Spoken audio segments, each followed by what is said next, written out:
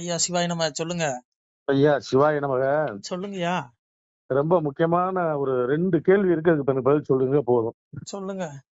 இப்போ அண்ணாமலை இந்த நிமிஷம் பாஜக விட்டு வெளியே போறார், ஒரு பேச்சுக்கு வச்சுக்குவோம். ராஜினாமா பண்றாருன்னா சரி. இப்ப போயிடார்.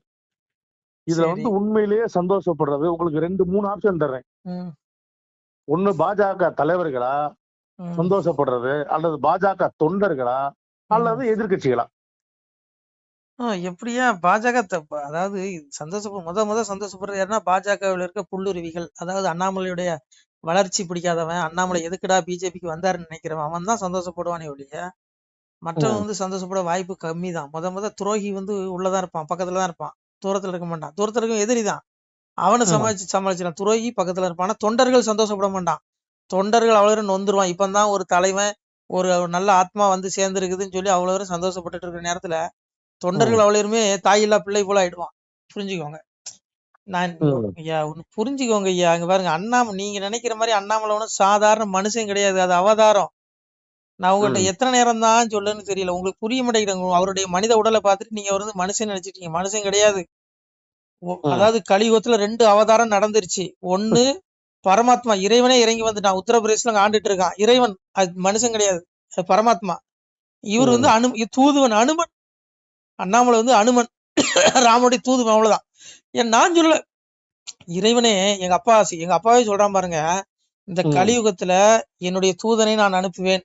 எப்போ அனுப்புவான்? நான் சாமி சொல்றான் பாருங்க, முறை தப்பி ஆண்ட முகடன் வெறு நீசன் குறை நோவு கொண்டு கூடி இறப்பான் உன் காலம். அதிலே சில பேர் அரசு பதவி உனக்கு எனக்கெனவே விதியை எறியாமல் வெட்டி கொண்டே மாழ்வான். அதாவது முறை தப்பி ஆண்ட, நீதி நெறி இல்லாத ஆளக்கூடிய ஆட்சியாளர்கள் கலியுகத்துல ஆளுவான். கலியுகம் அழிய போற நாள்ல, அந்த நாள்ல அவன் அரசு பதவிக்காக வெட்டிக்கிட்டு சாவுவான். இன்னைக்கு சாதாரண கவுன்சிலர் பதவி, பஞ்சாயத்து தலைவர் பதவிக்கு வெட்டிட்டு செத்துறானுங்க. நடக்குதா இல்லையா? சாமி இறைவன் பகவான் சொன்னது, உலகத்தை படிச்சு இறைவன் சொன்னா அந்த கலியுகம் அழியிறனால இப்படி நடக்கும். அப்படி நடக்கக்கூடிய நேரத்துல என்னுடைய தூதன் அனுமனை நான் அனுப்புவேன், அவன் போய் சீர் பண்ணுவான் அப்படின்னு சொன்னான். அதாவது நல்ல இந்த ஊழல் பயில்கள் எல்லாம் வாழை ஒட்ட நறுக்கி சுண்ணாம்பு வைப்பான்னு சொன்னாரு. இன்னைக்கு பாருங்க, அண்ணாமலை ஒத்த மனுஷன் வாழை நறுக்கி சுண்ணாம்பு வைக்காரா இல்லையா? சொல்லுங்க. அவர் பின்னாடி அவரு இவனுக்கு என்னையா விரட்டுறது? இவனுக்கு அண்ணாமலைதான் இவங்க அத்தனை பேரையும் விரட்டணும். புரிஞ்சுக்கோ. அண்ணாமலை இல்லைன்னா தமிழ்நாட்டை பிஜேபியே கிடையாது. கடந்த காலங்கள் என்ன இருந்தது? நோட்டா கீழே தான் இருந்தது. ஒரு செய்தி கூட வராதுயா டிவில. பிஜேபின்னு ஒரு கட்சி இருக்குதானே தெரியாது. இன்னைக்கு பக்கத்து அண்ணாமலை தான் பேசுறான். என்ன காரணம்? இது சாதாரண மனுஷனால இது சாத்தியம் இல்லையா? இது அவதாரம். நான் சொல்ல, கீதையிலே பகவான் தெளிவா சொல்றான், பரித்ராணாய சாதுனாம் விநாசாய சதுஸ்கிருதாம் தர்ம சம்ஸ்தாபனார்த்தாய சம்பவாமி யுகே யதா யதா தர்மஸ்ய கிளநிர் பவதி பாரத வித்வானாம தர்மஸ்ய ததாத்மான சுஜாமிக அஜோஸ்பி சன்னவியாத்மா பூதானா ஈஸ்வர பிரகிருதின் சுவாமதிசாய சம்பவம் யாத்தம். என்ன சொல்றான்? எப்போதெல்லாம் தர்மத்தின் குறைவும், இந்த பூமியில எப்போதெல்லாம் தர்மத்தின் குறைவும் அதர்மத்தின் ஓங்குதலும் ஏற்படுகின்றனவோ அப்போதெல்லாம் நான் வரேன், என்னை தோற்றுவித்துக் கொள்கிறேங்க. இறைவன் மறைபொருளா இருக்கக்கூடிய இறைவன் சாதாரண மனிதனை போல உருவம் எடுத்து வருவேங்கிறான் தர்மத்துக்காக. சாமி சொல்றான் பாருங்க, அஜோஸ்பி சன்னவியாத்மா ஈஸ்வர பிரகிருதிங்க. அதாவது நான் இவ்வுலகிற்கு இறைவனாக, ஈஸ்வரனாக, சிவபெருமானாக இருந்தும் கூட என்னுடைய படைக்கும் சக்தியை வசப்படுத்தி கொண்டு இவ்வுலகில் தர்மத்தை காப்பதற்கு சாதாரண மனிதனை போல வரேன். இந்த மலஞ்சலம் கழிக்கிற மனிதனை போல வரான இறைவன். அண்ணாமலை பேரே சிவன் பேர்ல இருக்கியா? ருத்ர தாண்டவையா? புரியுதுங்களா? நீங்க அண்ணாமலை சாதாரண மனுஷன் நினைக்காங்க, அது அவதாரம். 2 அவதாரம் நடந்துருச்சு. அனுமன் தான் வந்திருக்காரு. அங்க ராமன் அங்க ஆண்டுட்டு இருக்காரு. எங்க ஏற்கனவே ஆண்ட துவாரகை அங்க உத்தரப்பிரதேசல ஆண்டுட்டு இருக்காரு ஐயா யோகி ஆதித்யநாத். விளங்குதா? அதனால இவர் அனுமன் சாதாரண நீங்க நினைச்சிட்டு இருக்கீங்க. அண்ணாமலை வெளித்தோட்டத்துக்கு தான். நீ அவருக்கு பதவியே தேவையில்லையா? உலகமே அவருடையதுயா. உலகமே அவனுடையது. நீ அவருக்கு என்னையா பதவி நீ கொடுத்து கிளிக்கிற? அவன் தான் ஏன் உனக்கு பதவி தரணும்? இங்க பாருங்க, நான் சொல்லலையா, இது அன்னை கலைவாணி, கல்வி கடவுள் யாரு? சரஸ்வதி. அவளே சொல்ற, இறைவனுடைய வருகை இந்த கலியுகத்துல எப்படி இருக்குமா? எங்க அம்மா கலைவாணி தாளாற்ற பாருங்க. தார தர தர தாரோ தார தர தர தாரோ உலகம் 14 ஒரு கூடைக்குள் ஒரு சொல் மொழிக்கால பிறந்தவரோ இலகு பிரகாச சுவடு கொண்டு இலங்கும் பதியால வந்தவரோ அம்பு கணைகள் ஒன்றும் இல்லாமலே அறுக்க வந்தாரோ கலிதனையும் கூட படைகள் துணை இல்லாமலே குறும்பை அடக்க வந்த கண்ணோ கோளு பேய்களை கிரகங்களை கொல்ல வரம்பெற்ற நாரணரோ காண கருவாதி கருமூலமோ கர்த்தன் கர்த்தாதி கர்த்தன் தானோ தார தர தர தாராரு தார தர தர தாராரு. எங்க அம்மா கலைவாணி தாளாட்டுற. இறைவன் எப்படி வருவானா? இறைவனை தாளாட்டுற தொட்டில போட்டு. சாமி எப்படி வருவாரா? உலகம் 14 ஒரு கூடைக்கு கீழே. 14 உலகம் இருக்கியா? நீ என்ன பூமி மட்டும் பாக்குற? 14 உலகத்தையும் ஒரு கூடைக்கு கீழே ஆளை எம்பெருமான் வருவானா தர்மகத்தை படைக்க இறைவன். அதுவும் தன்னன் எப்படி வருவானா? இலகு பிரகாச சுவடு கொண்டு இளங்கும்பதி இவனுடைய அம்சம் என்ன தெரியுமா? 1000 சூரியன் ஒரே நேரத்துல உலகத்தில் உதித்தால் இந்த பூமியில பூமிங்கிறேன், இந்த உலகத்துல 1000 சூரியன் ஒரே நேரத்துல உதித்தால் எவ்வளவு பிரகாசம் இருக்குமோ அதை விட அதிகம் பிரகாசம் கொண்டவனா எங்க அப்பா இறைவன் சிவபெருமான். அவனதான் அதான் சொன்னா யதா தித்தியகதம் தேஜோ ஜெகத்பாசி தேசங்களும் எச்சந்திரபசி எச்சக்கலம் தத்தே ஜோதி மாமங்கன். அதாவது சூரியனில் வரும் எந்த ஒளி உலக மனிதத்தையும் பிரகாசிக்க செய்கிறதோ, மேலும் சந்திரனிடத்திலும் நெருப்பினிடத்திலும் எந்த ஒளி உள்ளதோ அது என்னுடைய ஒளியே என்று தெரிந்து கொள்ளுங்கிறான் எங்க அப்பா. எங்க அப்பா தான் அந்த உலகத்துக்கு ஒளி. சூரியனும் எங்க அப்பா தான், சந்திரனும் எங்க அப்பா தான், இந்த உலகமே எங்க அப்பா தான். அப்போ எங்க அப்பா எப்படி வருவானா? கலியுகத்துல இந்த குறும்பு, இந்த நீச படுபாவிகளுடைய குறும்பு அடக்கிறதுக்கு கூட படைகளை கூட்டிட்டு வர மாட்டானா. ஒத்தால தன்னந்தனியா வந்து அத்தனை பேர் குறும்பு அடக்குவானா என்னோட அகங்காரத்தை அடக்குவானா. நீங்க அண்ணாமலை யாரியா? ஒத்த மனுஷன். அவருக்கு பெரிய பதவியும் இல்ல, தலைவர் பதவி கூட குடிக்கிட்டானுங்க. சாதாரண ஒரு பதவியில தொடர்றாரு. ஒத்த மயக்க பிடிச்சா அவ்வளவு நேரம் கதறான். நீ இதுல இருந்தே புரிஞ்சுக்க வேண்டாமா? அது மனுஷன் கிடையாது, அவதாரையா. நம்ம கண்ணுக்கு மனுஷனா தெரிகிறாரு, அவ்வளவுதான். அதனால சாமி எப்படி வருவாராம்? சொல்றாருல, கூட படைகள் துணை இல்லாமல் குறும்பி அடக்க வந்தவர். அம்பு கணைகள் ஒன்றும் இல்லாமலே அறுக்க வந்தாரு கலிதனை. சாமி கலைவாணி தாய் சொல்ற சரஸ்வதி. இறைவன் அந்த கலியுக பாவிகளை அழிப்பதற்கு அம்பு கணைகள் ஆயுதங்களை எடுத்துட்டு வர மாட்டானா. மூட்டை பூச்சியை கொள்ளும் நவீன மிஷின் வடிவில் காமெடி பாருங்க. அந்த மாதிரி இவனுல அழிக்கிறதுக்கு அம்பு கணை ஆயுதம் எதுவுமே தேவையில்லையா. இவனுங்களே இவனுடைய கர்மவினையும் இவங்களை காலி பண்ணிடும். இவனை பாவம் மூட்டைகளை சமந்து மொத்தத்துல அவ்வளவு பேரும் ஆத்மா நரகத்துக்கு கொண்டு போயிடுவான் சாமி. அதான் சொன்னா, பாவி அவன் சத்து பஸ்பமாய் போனாலும் ஆவியை கண்டு ஆக்கினில் செய்திருவன். அடைய படுபாவி, இன்னைக்கு 1 லட்சம் கோடி வச்சிருக்கலாம்டா, அது உனக்கு சொந்தம் கிடையாதுடா. நீ ஏழை எளிய மக்களுக்கு எவ்வளவு தானம் கொடுக்குறியோ அதுதான்டா அவன் பின்னாடி வரும். அதுதான் அவனுக்கு ஆத்மா பின்னாடி வரப்போகுது. இதெல்லாம் பாவ மூட்டை சேர்க்கிறானுங்க. இவனெல்லாம் எங்க போய் தொலைகிறானுங்களோ, நமக்கு எதுக்கியா? அவன் ஆத்மா பின்னாடி அவன் கர்மா அவனு கூட வருது. அதுக்குதான் எங்க அப்பா நியாயத்தரசு தண்டனை கொடுக்குறான் நரகத்துல. அதனால இவருக்கு அண்ணாமலை சாதாரண மனுஷன் இல்லையா, அவதார புருஷன், திவ்ய புருஷன். ஏன்னா இறைவன் கலியுகத்துல இப்ப தேவலோக ஸ்திரீகள் கொண்டு தேவாதிகள் எல்லாமே கலியுகத்துல வந்து பிறந்து, அதாவது திருமணம் முடித்து வாழ்வாங்களாம் மனுஷனா பிறந்து வந்து.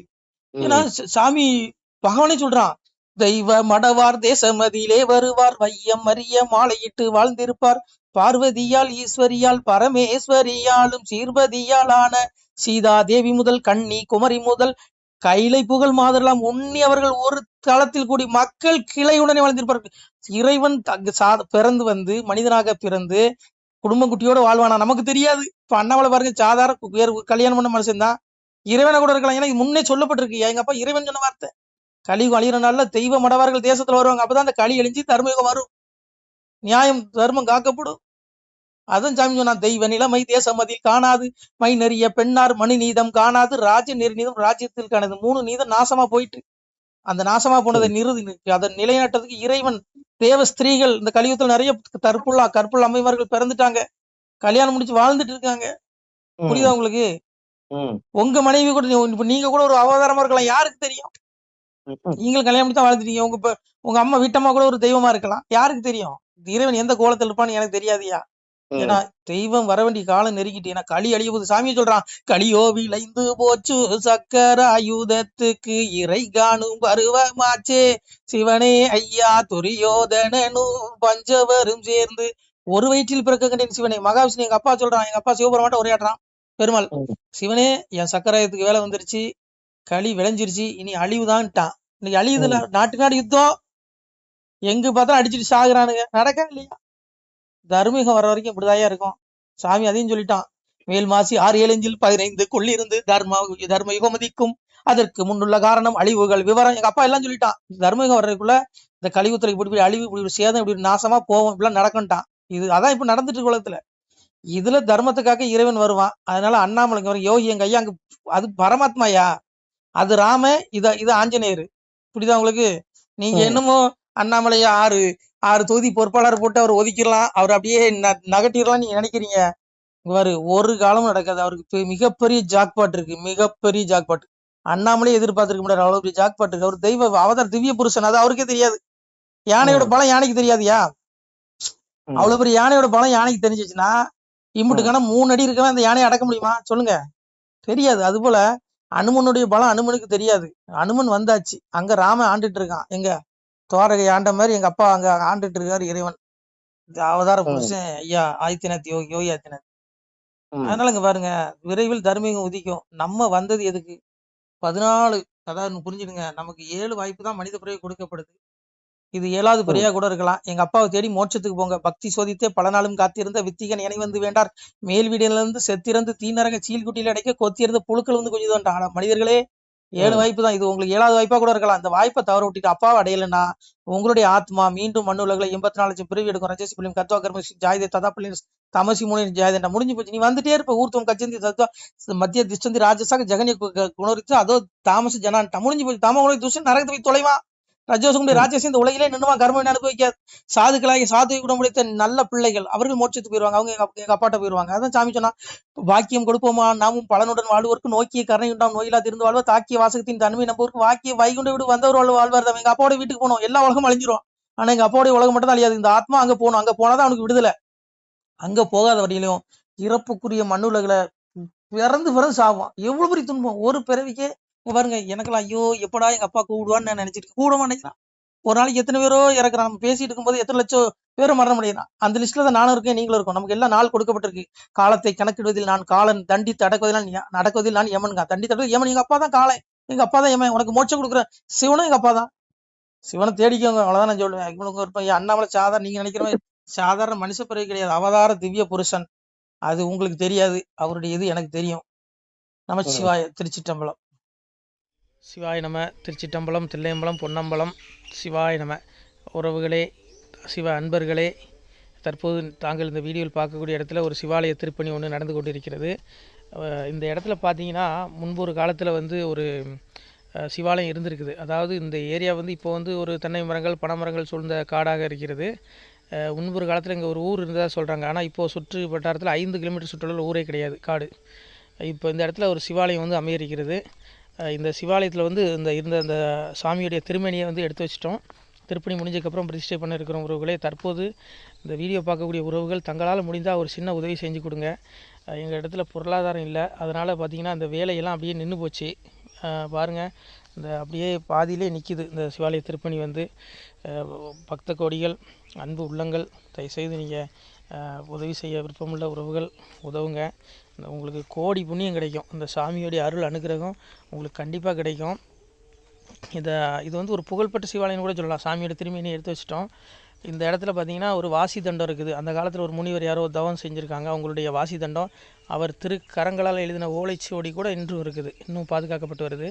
அது கோயில் திருப்பணி முடிஞ்சதுமே அதையும் நாங்கள் அந்த வழிபாட்டுக்கு வச்சுடுவோம். இந்த சிவாலய திருப்பணி வந்து சாமி திருநாமம் வந்து முக்தீஸ்வரர் அப்படிங்கிற திருநாமத்தில் வழங்குறாரு. நெல்லை மாவட்டம் நாங்குநேரி தாலுகாவில் இந்த சிவாலயம் அமைய இருக்கிறது. உறவுகளே, இந்த வீடியோ பார்க்கக்கூடியவங்க ஒரு 2 பேருக்காவது கொஞ்சம் ஷேர் பண்ணுங்கள். இந்த வீடியோ பார்க்கக்கூடிய யாராவது ஒரு சின்ன உதவி செஞ்சால் இந்த ஆலய திருப்பணி வந்து கண்டிப்பாக நாங்கள் வெற்றிகரமாக முடிச்சுடுவோம். பாருங்கள், அந்த வேலை எல்லாமே அப்படியே நிற்கிது. கல்லெல்லாம் இறக்கி போட்டிருக்கோம். இன்னும் நிறைய கற்கள் தேவைப்படுது. சுவாமியோடைய அந்த திருக்கோபுரம் பார்த்திங்கன்னா லிங்க வடிவிலே அமைக்க இருக்கிறோம். உதவுங்கள் உறவுகளே. உங்களுக்கு அப்பா சிவபெருமானுடைய அருள் நிச்சயம் கிடைக்கும். எம்பெருமான் சொல்வான், வாழுவீர் தாழ்வில்லாமல் மக்களும் கிளைகள் கொஞ்சி நாளுமே மகிழ்ச்சி கூர்ந்து நலமுடன் வாழும்போது நீளுமே எனது செங்கோல் நீதியும் நெறிபோல் வந்து ஆளுமே உங்கள் தன்னை அன்புடன் அலையாவண்ணம். உங்களை எம்பெருமானுடைய அப்பாவுடைய திருவாசகத்தாலேயே வாழ்த்துறோம் உறவுகளே. ஆணுடன் பெண்ணும் பெற்று அதிகமாய் செல்வமாகி தானுடன் நினைவுமுற்று தர்மமும் நெறியும் கற்று வேணும்னில் காலமெல்லாம் வெள்ளியர் உடனே வாழ்ந்து போனுதல் கமலநாதன் பொற்பதம் பெற்று வாழ்வீர். அந்த ஈசனுடைய பொற்பதம் நிச்சயம் கிடைக்கும். உங்களுக்கு இகத்திலும் சுகம், பரத்திலும் சுகம். உங்களுடைய கர்ம வினைகள் மன்னிக்கப்பட்டு உங்களுக்கு நிச்சயம் மோட்ச வீடு கிடைக்கும். இகத்தில் பூரண ஆயுளுடன் நோய் நொடி இல்லாமல் வாழ்ந்து நீங்கள் பரவாழ்வும் பெறுவீர்கள். உறவுகளே, மக்களே, நீங்கள் எல்லாம் வாழ்பொன்னம் பதியிற் சென்று முக்கியமான யுகநில மதிலே தன்னால் கக்கிய பொன்கள் ஸ்வர்ணம் கைமணம் குளிர அன்னம் பொக்கிஷம் நிறைய வைத்து புகழ உண்டு இனிதாய் வாழ்வீர். இந்த இகவாழ்வும் பரவாழ்வும் உங்களுக்கு சுகப்பட அப்பன் ஈசனர்களால் வாழ்த்துகிறோம். இந்த திருப்பணிக்கு உதவி செய்ய ஒரு ஜிபே எண் சொல்கிறோம். இந்த எண்ணில் நீங்கள் உதவலாம். நீங்கள் இந்த எண்ணிலையும் நீங்கள் தொடர்பு கொள்ளலாம். ஜிபே, ஃபோன்பே, வாட்ஸ்அப் எல்லாம் இந்த நம்பர் தான். 93 85 44 31 06 93 85 44 31 06 இந்த எண்ணில் நீங்கள் உதவலாம். தொடர்பும் கொள்ளலாம். வாட்ஸ்அப்பும் இந்த எண்ணு தான், ஜிபே இந்த எண்ணு தான். உறவுகளே, முடிந்த அளவுக்கு ரெண்டு பேருக்காக ஷேர் பண்ணுங்கள். இந்த வீடியோ பார்க்கக்கூடிய யாராவது ஒருத்தர் சின்ன உதவி, நீங்கள் வந்து பெரிய அளவில் செய்யணும் கூட, நீங்கள் ₹1 நீங்கள் தந்தாலும் மனசார வேண்டி ஏற்றுக்கிறோம். உறவுகளை உதவுங்கள். முடிஞ்ச அளவுக்கு கொஞ்சம் ஷேர் பண்ணுங்கள். நன்றி. சிவாய நம. திருச்சிற்றம்பலம், தில்லையம்பலம், பொன்னம்பலம். உறவுகளே, நம்ம இந்த இடத்துல வாழ்ந்து மறைந்த ஒரு சித்த மகாபுருஷர் பயன்படுத்திய பல 100 ஆண்டுகளுக்கு முன்பு உள்ள வாசி தண்டம் ஒரு சித்த மகாபுருஷர் பயன்படுத்தியது. அவர் திருக்கரங்களால் எழுதிய அந்த ஓலைச்சுவடி கூட பாருங்கள், இன்னும் பாதுகாக்கப்பட்டு வருது. இந்த சிவாலயம், நம்முடைய அந்த சிவாலய திருப்பணி முடிந்ததுமே எம்பெருமான் அவர் எழுதிய அந்த சிவனை பற்றி புகழ்ந்து எழுதிய அந்த பாடல் வரிகள் இதில் இருக்குது. இந்த வாசி தண்டம் அவர் பிரதிஷ்டை செய்த அந்த லிங்க திருமேனியையும் இந்த இடத்துல நாம் இந்த ஆலயம் கட்டி நாம் பிரதிஷ்டை செய்திருக்கிறோம். அனைவரும் இந்த ஆலய பிரதிஷ்டைக்கு கண்டிப்பாக வரணும். முடிஞ்ச அளவுக்கு இந்த வீடியோ பார்க்குறவங்க உதவி பண்ணுங்கள். உறவுகளை, பொருளாதாரம் இல்லாமல் திருப்பணி நின்று போச்சு. முடிஞ்ச அளவுக்கு ஷேர் பண்ணுங்கள், உதவுங்க. நன்றி. நம சிவாய. திருச்சிற்றம்பலம், தில்லையம்பலம், பொன்னம்பலம். இந்த புண்ணிய பலன் தங்களுக்கு உடான கூடிய வரும். உறவுகளை, நம சிவாய.